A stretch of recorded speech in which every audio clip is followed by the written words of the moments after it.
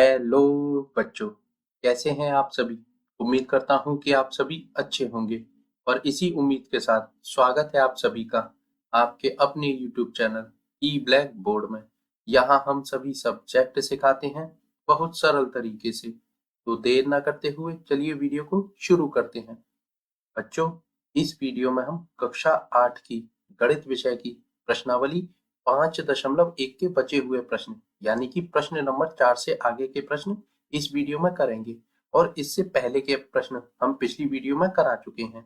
यदि आपने अब तक वह वीडियो नहीं देखी तो नीचे डिस्क्रिप्शन में उसका लिंक दे दिया जाएगा, वहां से आप अपनी उस वीडियो को देख सकते हैं। और हमने अब तक जितनी भी वीडियो बनाई है बच्चों, उन सबको भी हम एक प्लेलिस्ट बनाकर उसमें डालते जा रहे हैं। आप हमारी पिछली सभी वीडियो को हमारे चैनल की प्लेलिस्ट में जाकर देख सकते हैं। ठीक है, चलिए इस प्रश्न को शुरू करते हैं। प्रश्न नंबर 4, निम्न प्रतिरूप का अवलोकन कीजिए और रिक्त स्थान भरिए। अच्छा, देखिए बच्चों, यहाँ इस प्रश्न में आपको कुछ संख्याएं दी हैं। आपको उन संख्याओं का पैटर्न पहचानना है और उसके आधार पर अपने ये जो खाली जगह वाली संख्या है इनके जवाब देने हैं। देखिए, सबसे पहले है ये 11। 11 का वर्ग किया है इन्होंने, तो हमें मिला है 121। ठीक है, यहाँ 101 का वर्ग किया है तो हमें मिला है 10,201। अब आपको इन संख्याओं को और अच्छे से पहचानना है। देखिए, यहाँ अगर आप गौर से देखेंगे तो देखिए ये एक एक है और एक ये एक है, मतलब दो एक है। ठीक है, तो जब दो एक वाली संख्या का वर्ग किया गया है तो हमें जो हमारा उत्तर मिला है वो क्या है? एक। एक से फिर आगे दो। ठीक है, दो तक मतलब संख्याएं बड़ी हैं और फिर पीछे आ गई हैं। यदि आप देखेंगे तो एक वाली संख्या को एक लिखा है, दो लिखा है, मतलब दो तक संख्या गई और फिर एक पीछे वापस आ गई। ठीक है, अब इसी पैटर्न को हम अगले में आजमाते हैं, क्या ये सही हो रहा है या नहीं। देखिए, यहाँ है क्या? एक एक और एक, यानी कि दो एक है। एक कितनी बार है? दो बार। तो यहाँ इन्होंने क्या किया है? संख्या एक और दो, मतलब दो तक गई और एक फिर पीछे आ गई। ठीक है, मतलब दो से वापस आ गई। और देखिए, इसके बीच में एक जीरो थी, इन दोनों एक के बीच में, तो यहाँ इन्होंने एक जीरो लगा दी और इसके बीच में भी एक जीरो लगा दी। मतलब हमारा पैटर्न समझ में आ गया, हम पैटर्न को बहुत अच्छे से समझ चुके हैं। इसी तरीके से इसे देखेंगे। देखिए, यहाँ भी एक है और एक दो, मतलब एक जो है ना वो दो बार आया है। तो देखिए पैटर्न क्या बना? एक दो, मतलब संख्या दो तक गई और फिर वापस आ गई एक पर। ठीक है, और देखिए इन दोनों के बीच में कितनी जीरो है? दो। तो यहाँ पर भी दो जीरो लगा दी इन्होंने और यहाँ पर भी दो जीरो लगा दी। इसका मतलब ये है हम पैटर्न को बहुत अच्छे से समझ चुके हैं। अब हम अपनी खाली जगह को भर लेंगे। देखिए, यहाँ एक कितनी बार है? एक और एक दो बार। ठीक है, तो एक और दो, संख्या दो तक गई और फिर वापस आ गई, दो से कम मतलब एक। ठीक है, अब इनके बीच में जीरो कितनी है? एक दो तीन चार। तो आप यहाँ चार जीरो लगा देंगे, एक दो तीन और चार। ठीक है, और इसी तरीके से यहाँ पर भी एक दो तीन और चार, आपकी खाली जगह भर गई इसमें। ठीक है, इसे कीजिए। देखिए, यहाँ पर भी एक कितनी बार है? एक और एक दो बार है। तो हम लिखेंगे एक और दो और फिर एक कम कर देंगे, दो से अगली मतलब वापस आ जाएंगे एक बार। ठीक है, अब देखिए जीरो कितनी है? एक दो तीन चार पांच और छह। ठीक है ना, छह। तो बस छह जीरो इन दोनों के बीच में लिख दीजिए, एक दो तीन चार पांच और छह यहाँ हो गई। और यहाँ पर भी हम पीछे लिख देंगे एक दो तीन चार पांच और छह। ठीक है बच्चों, यानी कि हमने अपने प्रश्न नंबर 4 को अच्छे से सॉल्व कर लिया। आप समझ गए इस पैटर्न को? बहुत आसानी से समझ गए होंगे, ज्यादा कुछ था नहीं इस पैटर्न में, बहुत सरल सवाल था। चलिए अगला करते हैं। देखिए, पांचवा है, निम्न प्रतिरूप का अवलोकन कीजिए और रिक्त स्थान भरिए। मतलब यहाँ पर भी आपको एक पैटर्न या सीरीज दी हुई है, इसको भी आपको समझना है और फिर अपनी खाली जगह भरनी है। देखिए यहाँ क्या है?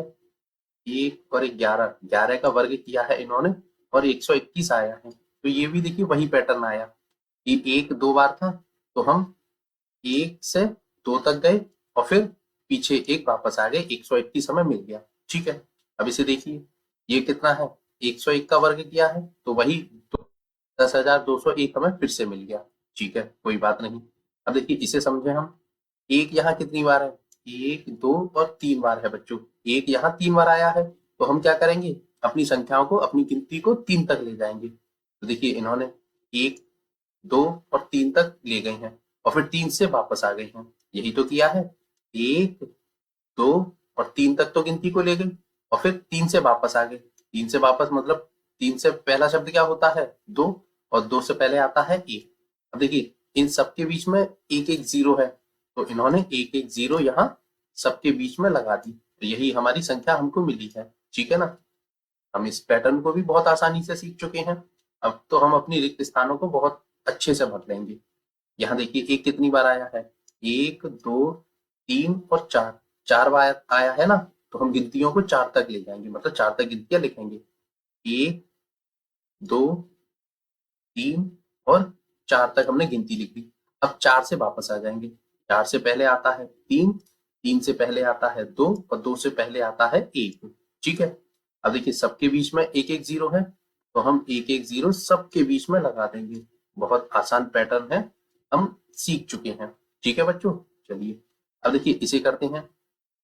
इसमें हमें आंसर दे रखा है, किसका वर्ग है ये हमें पहचानना है। देखिए सबसे पहले हम देखेंगे कि गिनतियां कहाँ तक हैं। 1, 2, 3, 4, 5। 5 तक गिनती है और 5 से फिर वापस आ रही है। 4, 3, 2, 1, यानी कि जो 1 है ना, यहाँ 5 बार आया है और सबके बीच में एक एक जीरो है, तो आप एक एक जीरो लगा दीजिए। मतलब 1 बार 1, 2 बार, 3 बार, 4 बार और 5 बार। ठीक है? सबके बीच में जीरो है, तो हम सबके बीच में एक एक जीरो लगा देंगे। तो ये आ गया हमारा, इसका ही वर्ग जब हम करेंगे तो हमें ये संख्या मिल जाएगी। ठीक है बच्चों? अच्छा बच्चों एक बात बताइए, सवाल तो आपको समझ में आ रहे हैं और वीडियो पसंद आ रही है। यदि वीडियो पसंद आ रही है तो प्लीज इस वीडियो को लाइक कर दीजिए और चैनल को सब्सक्राइब करना बिल्कुल मत भूलिए। पता है मैं सर क्यों बोल रहा हूँ? यदि आप चैनल को सब्सक्राइब कर लेंगे तो हम जब भी कोई नई वीडियो बनाएंगे, रोज ही बनाते रहते हैं, तो उसका नोटिफिकेशन सबसे पहले आपके पास पहुंचेगा और आप उस वीडियो को सबसे पहले देखकर अपना मैथ अच्छा कर पाएंगे। और ना सिर्फ मैथ, एक बात और आपकी जानकारी के लिए बता दूं, अभी तो आप क्लास 8 में हैं। जैसे जैसे आपकी क्लासेस आगे बढ़ती जाएंगी, वैसे वैसे कक्षा 12 तक के सभी सब्जेक्टों की ट्यूशन आपको इसी चैनल पर फ्री में मिलेगी। अब सारी ट्यूशन हम फ्री में आपके लिए उपलब्ध करा रहे हैं, तो छोटा सा ही काम तो करने के लिए कह रहे हैं, चैनल सब्सक्राइब कर लीजिए। और चैनल सब्सक्राइब करने के पैसे नहीं लगते, फ्री में हो जाता है। ठीक है ना? तो चलिए अगले प्रश्न पर चलते हैं। प्रश्न नंबर 6, दिए गए प्रतिरूप का उपयोग करते हुए लुप्त संख्याओं को प्राप्त कीजिए। अच्छा देखिए यहाँ पर भी बच्चों एक पैटर्न दिया है, उस पैटर्न का उपयोग करते हुए जो लुप्त संख्या है, मतलब खाली जगह, लुप्त संख्याओं का मतलब क्या होता है? वही खाली जगह वाली संख्या है, उनको भरना है। चलिए सबसे पहले हम पैटर्न को समझने की कोशिश करते हैं। देखिए ये है 1 का वर्ग प्लस 2 का वर्ग प्लस 2 का वर्ग। जब हम इन सबको जोड़ देंगे, इनके वर्ग को करके, तो हमें 3 का वर्ग मिल जाएगा। अच्छा पैटर्न क्या बना, समझ में आया कुछ? हो सकता है अभी नहीं आया होगा। दूसरा देखते हैं। देखिए यहाँ है 2 का वर्ग प्लस 3 का वर्ग प्लस 6 का वर्ग बराबर हो जाएगा 7 का वर्ग। अच्छा अब समझ में आया पैटर्न। देखिए क्या किया है इन्होंने। देखिए यहाँ इन्होंने 1 का वर्ग और 2 का वर्ग, तो वर्ग को तो आप थोड़ी देर के लिए भूल जाइए। अब ये देखिए 1 का गुणा इन्होंने 2 से किया है। ठीक है? जब हम बच्चों 1 का गुणा 2 से करेंगे तो हमें कितना मिलेगा? 2 एकम 2। तो यही देखिए यहाँ किया है इन्होंने, इस संख्या का तो किया है इससे गुणा। ठीक है? और जब गुणा किया है तो हमें मिला है 2, और जब 2 का वर्ग किया तो फिर हमें इससे अगली संख्या यानी कि 3 का वर्ग मिल जाएगा अपने आंसर में। देखिए यही नियम यहाँ लागू होता है। देखिए 2 का गुणा कीजिए 3 से, तो 2 तिया 6, तो प्लस में आ गया 6 का वर्ग। ठीक है? अब जब प्लस में 6 का वर्ग आ गया तो बराबर के दूसरी तरफ इस 6 से अगली संख्या यानी कि 7 का वर्ग हमें मिल जाएगा। ठीक है? पैटर्न हम समझ चुके हैं। इसी तरीके से देखिए यहाँ 3 और 4 का गुणा कीजिए, 3 चौक 12, तो यहाँ आ गया 12 का वर्ग। चलिए अब 12 से अगली संख्या आ जाएगी 13 का वर्ग यहाँ पर। ठीक है? हम पैटर्न को समझ चुके हैं। इसे करेंगे 4 का गुणा 5 से कीजिए, 4 पंजे 20, 20 ही तो है, तो यहाँ आएगा हमारा 20 का वर्ग। ठीक है? और 20 से अगली संख्या 21 है, तो यानी कि यहाँ 20 बिल्कुल सही आया है हमारा आंसर। ठीक है? अब देखिए 5 का गुणा हम किस संख्या से करें यहाँ पर कि हमको 30 मिल जाए। तो 5 का गुणा किससे करेंगे, 5 छिक्का 30। ठीक है, तो यहाँ आ जाएगा हमारा 6, यानी कि 6 का वर्ग, और 30 मिल जाएगा। 30 से अगली संख्या 31, बिल्कुल सही है, हमने जो संख्या लिखी है वह है। यहाँ देखिए 6 का गुणा कीजिए 7 से, तो 6 सत्ते 42, यहाँ आएगा 42 का वर्ग। ठीक है, और 42 से अगली संख्या क्या आएगी यहाँ, 43। बच्चों सवाल तो समझ में आया, बहुत आसान प्रतिरूप था, मतलब सीरीज थी, हमने बहुत आसानी से कर भी लिया और आप बहुत आसानी से सीख भी चुके होंगे। आसान प्रश्न था। ठीक है, चलिए अगला प्रश्न करते हैं। प्रश्न नंबर 7, योग संक्रिया किए बिना योगफल ज्ञात कीजिए। अरे ये कैसा प्रश्न दे दिया। प्रश्न हमसे कह रहा है कि आपको योग संक्रिया नहीं करनी, मतलब संख्याओं को जोड़ना नहीं है, और फिर भी आपको अपना उत्तर मतलब योगफल प्राप्त करना है। कैसे कर पाएंगे आप, बहुत कठिन प्रश्न दे दिया। ये तो कठिन नहीं है, बहुत आसान है। क्यों, इसके लिए एक छोटा सा नियम होता है, वो आपको सीखना पड़ेगा। तो नियम क्या होता है, देखिए नियम होता है कि प्रथम n क्रमागत विषम संख्याओं का जो योग होगा ना, वह n का वर्ग होता है। मतलब जैसे आप किसी भी दो संख्याओं को लीजिए, विषम संख्याओं को, और वह क्रमागत होनी चाहिए। क्रमागत का मतलब बच्चों होता है कि लगातार संख्याएं, मतलब उनके बीच में कोई संख्या गायब नहीं होनी चाहिए। जैसे हम पहली कोई दो संख्या लेते हैं विषम, पहली संख्या होती है 1, अगली विषम कौन सी होती है, 1 के बाद 2 सम हुए तो अगली बची 3। यानी कि यदि हम पहली और दो क्रमागत संख्याओं का योग करते हैं, 1 और 3 का योग करते हैं, तो इनका योग क्या होगा, हमने बताया है n क्रमागत विषम संख्याओं का जो योग होगा ना, वह n का वर्ग होता है। अब n क्या है, n देखिए ये एक संख्या है और ये दूसरी संख्या है, मतलब यहाँ केवल दो संख्याएं लिखी हुई है। ठीक है ना, तो n हमारा हो जाएगा 2। तो यहाँ इनका जो वर्ग होगा ना, वो इस 2 का वर्ग होगा। 2 ही क्यों, क्योंकि ये दो संख्याएं हैं। तो 2 का वर्ग कितना होता है, 2 गुणा 2 बराबर 4।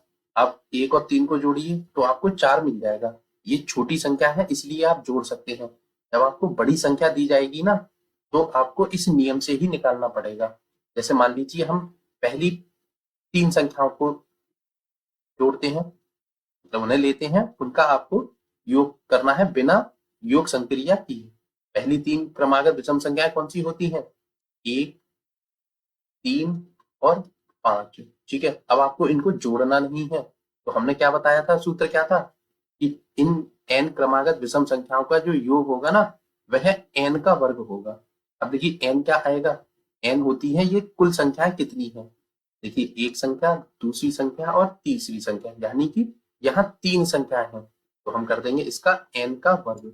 और देखिए n की जगह लिखेंगे हम 3 का वर्ग। ठीक है, यहाँ तक समझ में आया। कुछ नहीं, 3 का वर्ग तो आप जानते हैं, 3 त्रिका 9 होता है, और आप इन्हें चेक करना चाहें तो जोड़ भी सकते हैं, 5 और 3 8 और 1 9। ठीक है, यानी कि हमने बिल्कुल सही अपना आंसर निकाला है। अब इन प्रश्नों को करना हमारे लिए बहुत सरल हो जाएगा। चलिए अब करते हैं हम इन्हें। देखिए पहला प्रश्न करते हैं इसका, ये क्या है, 1 प्लस 3 प्लस 5 प्लस 7 और प्लस 9। अब बच्चों हमको इनका योगफल प्राप्त करना है, और इनको जोड़ना भी नहीं है, योगफल भी निकालना है और इन्हें जोड़ना भी नहीं है। अच्छा, अब एक बात देखिए, ये संख्याएं कौन सी हैं, 1 है, 3 है, 5 है, 7 है और 9 है। ये लगातार या क्रमागत विषम संख्या है सभी, इनके बीच में कोई संख्या गायब है नहीं। और हमने अभी सीखा था अपने सूत्र में कि जो क्रमागत विषम संख्याएं होती हैं, उनका योगफल n के वर्ग के बराबर होता है। ठीक है, अब हम n का मान कहां से लाएंगे, n की जगह हम क्या रखेंगे, n की जगह रखा जाएगा ये संख्याएं कितनी है। देखिए 1 2 3 4 और 5, यानी कि ये 5 संख्याएं हैं। तो हम n की जगह लिखेंगे बच्चों 5, और 5 का कर देंगे वर्ग। ठीक है, यहाँ तक समझ में आया। चलिए अब 5 का वर्ग क्या होता है, 5 का वर्ग होता है 5 25। ठीक है, या तो आप डायरेक्ट 25 लिख लीजिए, या फिर इस तरीके से भी आप कर सकते हैं, 5 गुणा 5 और बराबर हो जाएगा 25। अब आपको जो भी अच्छा लगे आप कर सकते हैं। ठीक है, दूसरा करते हैं। देखिए ये भी 1 3 5 7 9 11 13 15 17 और 19, ये भी क्रमागत विषम संख्या है, इनके बीच में भी कोई संख्या गायब नहीं है। और हमने सीखा है कि क्रमागत विषम संख्याओं का जो योगफल होता है वह n का वर्ग होता है। ठीक है, अब यहाँ n का मान क्या होगा, ये संख्याएं देखेंगे हम कितनी है, 1 2 3 4 5 6 7 8 9 और 10। ठीक है, तो हम n की जगह लिखेंगे 10 और 10 का कर देंगे वर्ग। ठीक है, अब 10 का वर्ग क्या होता है, 10 गुणा 10, और 10 का गुणा 10 से करेंगे तो आपको मिलेगा 100। तो बच्चों इन संख्याओं का जब आप योगफल करेंगे ना तो आपको 100 मिल जाएगा। ठीक है, चलिए तीसरा करते हैं। देखिए ये भी क्रमागत विषम संख्याएं हैं, और क्रमागत विषम संख्याओं का जो योगफल होता है वह n के वर्ग के बराबर होता है, हम जानते हैं, अब तो हम सीख चुके हैं। अब बस n की जगह हमें ये संख्या देखनी है कितनी है, ये 1 2 3 4 5 6 7 8 9 10 11 और 12, यानी कि ये कुल 12 संख्या है। ठीक है, तो हम n की जगह लिखेंगे 12 और 12 का कर देंगे वर्ग। और आप जानते हैं वर्ग का मतलब होता है उसी संख्या को उसी संख्या से यानी कि स्वयं से कर दीजिए गुणा। तो यहाँ 12 गुणा 12, और जब हम 12 का 12 से गुणा करते हैं तो हमें मिलता है 144। अब हमने यहाँ बिना गुणा किए 144 निकाल दिया, कैसे निकाला, क्योंकि हमको 12 का वर्ग पता है, और हमने आपको पहले ही बता रखा है कि इस प्रश्नावली को करने के लिए आपको कम से कम 20 तक संख्याओं के वर्ग याद होने चाहिए, तभी आप इस प्रश्नावली को बहुत आसानी से कर पाएंगे। वरना आप हर जगह गुणा करते रहेंगे और पेपरों में गुणा कर कर यदि आप वर्ग निकालेंगे तो आपका समय ज्यादा खराब होगा। ठीक है ना, तो इसलिए आप कम से कम 20 संख्याओं तक वर्ग याद कर दीजिए। ठीक है ना, चलिए अगले प्रश्न पर चलते हैं। प्रश्न नंबर 8, देखिए इसका पहला है कि 49 को 7 विषम संख्याओं के योग के रूप में लिखिए। अच्छा, देखिए बच्चों 49 को आपको 7 विषम संख्याओं के योग के रूप में लिखना है। अब आप एक बात बताइए, जो 49 होता है हमारा वो किसका वर्ग होता है, ये भी बच्चों जो 8वां प्रश्न है ना, ये जो आपने 7वां प्रश्न किया है बस उसका उल्टा है। वहां आपको क्रमागत विषम संख्याएं दी थी और आपको उनका योग लिखना था बिना उनको जोड़े, और यहाँ पर बस उल्टा कर दिया है, किसी संख्या का वर्ग दे दिया है, उनको विषम संख्याओं के रूप में लिखना है। हम जानते हैं कि जो 49 होता है बच्चों वह 7 का वर्ग होता है। ठीक है ना, 7 का ही वर्ग तो होता है, क्योंकि जब आप 7 का गुणा 7 से करेंगे 7 7 49 आपको मिल जाएगा। अच्छा, तो अब आपको यहाँ 7 क्रमागत विषम संख्याएं लिखनी है, लिख दीजिए आप। 7 विषम संख्या क्रमागत कौन सी होंगी, 1 3 5 प्लस 7 प्लस 9 प्लस 11 और प्लस 13। ठीक है, जोड़ दीजिए 1 2 3 4 5 6 7, लगातार 7 क्रमागत विषम संख्या हो गई और इनका योग 49 होगा। ठीक है, सवाल समझ में आया, आ गया होगा। देखिए इसी का दूसरा करते हैं कि 121 को 11 विषम संख्याओं के योग के रूप में लिखिए। अच्छा, अब आप एक बात बताइए, जो 121 है वह किसका वर्ग होता है, आप जानते हैं 121 हमारा 11 का वर्ग होता है ना, तो बस कुछ नहीं, आप यहाँ लगातार या क्रमागत 11 विषम संख्याएं लिख दीजिए जो 1 से शुरू हो। ठीक है ना, शुरुआत उनकी 1 से हो, वह संख्या होगी 1 3 5 7 9 11 प्लस 13 प्लस 15 प्लस 17 प्लस 19 और प्लस 21। ठीक है, और ये सभी 11 संख्याएं हो जाएंगी, और जब आप इनका योग करेंगे ना वह 121 आपको मिल जाएगा। बच्चों सवाल तो समझ में आ रहा है, बहुत आसान प्रश्न है, ज्यादा कुछ है नहीं, थोड़ा सा दिमाग लगाएंगे तो ये प्रश्नावली पूरी की पूरी बहुत सरल लगेगी आपको। ठीक है ना, चलिए अगला प्रश्न करते हैं। प्रश्न नंबर 9, निम्नलिखित संख्याओं के वर्ग के बीच कितनी संख्याएं हैं। अच्छा, देखिए बच्चों इस सवाल को करने के लिए आपको एक सूत्र की जरूरत पड़ेगी। सूत्र क्या है, सूत्र है हमारा n का वर्ग और n प्लस 1 का वर्ग के बीच प्राकृत संख्याएं जो होती है ना वह 2n के बराबर होती है। मतलब समझे, नहीं समझ में आया कोई बात नहीं, जब हम कराएंगे तो अच्छे से समझ आ जाएगा। देखिए सवाल का जो सूत्र है वो कह रहा है कि आप कोई संख्या लीजिए n और उसका वर्ग कीजिए। ठीक है, और n से एक ज्यादा संख्या लीजिए और उसका वर्ग कीजिए, और इनके जो बीच में कुल प्राकृत संख्याएं होंगी वो 2n के बराबर होंगी। जैसे एक उदाहरण लेते हैं, हम कोई संख्या लेते हैं n की जगह 2, ठीक है, और इसका कर देते हैं हम वर्ग, ठीक है। तो हमने लिखा 2 और 2 के बाद अगली संख्या कौन सी है, 2 की जगह n की जगह 2 लिया है, तो n+1 यानी कि 2 से 1 ज्यादा, यानी कि 3 का वर्ग, मतलब 2 का वर्ग और 3 के वर्ग के बीच में जो हमारी कुल प्राकृत संख्या होंगी बच्चों, वह होंगी 2n के बराबर। अच्छा, अब 2 तो हमें पता है, ठीक है। अब लेकिन यहाँ n किसे मानेंगे, सबसे बड़ा सवाल ये है कि यहाँ हम अपने प्रश्न में n किसे मानेंगे। बच्चों n हम मानेंगे जो हमारी सबसे छोटी संख्या होगी आगे वाली वो। तो यहाँ सबसे छोटी संख्या है 2, तो हम देखिए 2 की जगह तो 2 ही लिखेंगे और गुणा का निशान लगाएंगे। आप जानते हैं एक अचर और चर के बीच में गुणा का निशान होता है, जो कि हम लिखते नहीं है। जब संख्या लिखेंगे तो हमें गुणा का निशान लगाना पड़ेगा। अब इस n की जगह लिख देंगे इस 2 को, ठीक है। तो 2 का गुणा आप 2 से कीजिए तो फिर कितना मिलेगा, 4, ठीक है। अब ये तो हमने सूत्र से देख लिया, आप इसे अपना रीचेक भी कर सकते हैं। एक बात बताइए, 2 का वर्ग क्या होता है, 2 का वर्ग होता है 4, ठीक है। और 3 का वर्ग क्या होता है, 3 का वर्ग होता है 9, 3 त्रिका 9।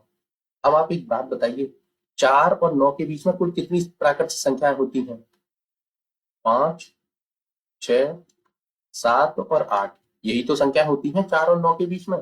संख्याएं कितनी हो गई, 1, 2, 3 और 4, यानी कि हमने जो अपना सवाल सूत्र के माध्यम से किया वो बिल्कुल सही है।